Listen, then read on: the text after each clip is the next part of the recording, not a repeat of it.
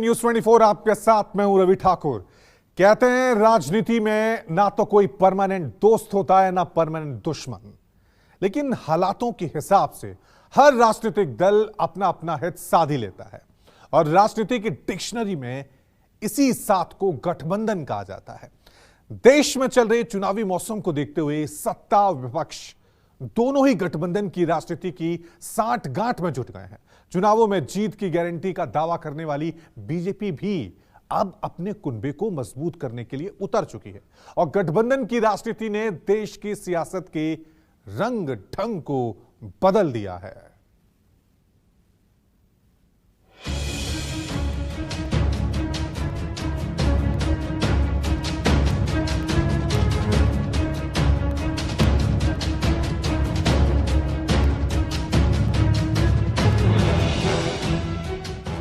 चुनाव की तारीखें करीब आई, पार्टियों को अपनों की सौधाई।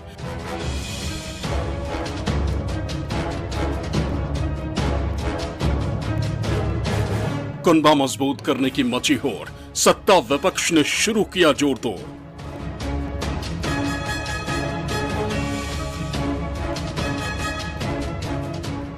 जनादेश बटोरने का शुरू घमासान, गठबंधन किसका फायदा किसका नुकसान। एक तरफ सुखबीर सिंह बादल, चंद्रबाबू नायडू, शिंदे की शिवसेना, जेजेपी के अजय चौटाला, दूसरी तरफ राहुल गांधी, ममता, केजरीवाल, अखिलेश। 2023 में 5 राज्यों में विधानसभा चुनाव और सबसे खास 2024 का लोकसभा चुनाव।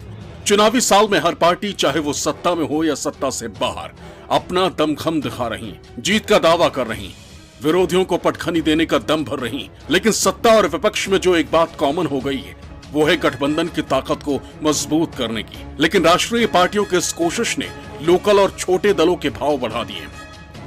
कर्नाटक विधानसभा चुनाव में मिली करारी शिकस्त के बाद से ही बीजेपी अब सीरियस मोड में आ चुकी है और उसने कई योजनाओं पर काम करना शुरू कर दिया है। इन्हीं में से एक है पुराने साथियों की वापसी, क्योंकि बीजेपी नए गठबंधन के साथ एनडीए में नई ऊर्जा का संचार करना चाहती है।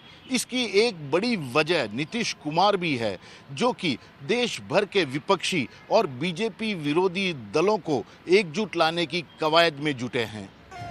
मोदी नाम केवलम के साथ बीजेपी पिछले 9 साल से देश की सत्ता को साधने की कोशिश कर रही और यही वजह है कि एनडीए महज एक नाम का गठबंधन बनकर रह गया। लेकिन इस बार तस्वीर थोड़ी जुदा है।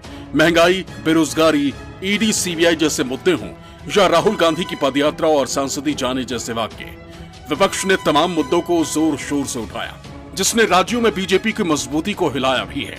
चुनावी मौसम में कर्नाटक हार के बाद बीजेपी को भी समझ आ गया है कि बगैर साथियों के चुनावी संग्राम को जीत पाना आसान नहीं होगा।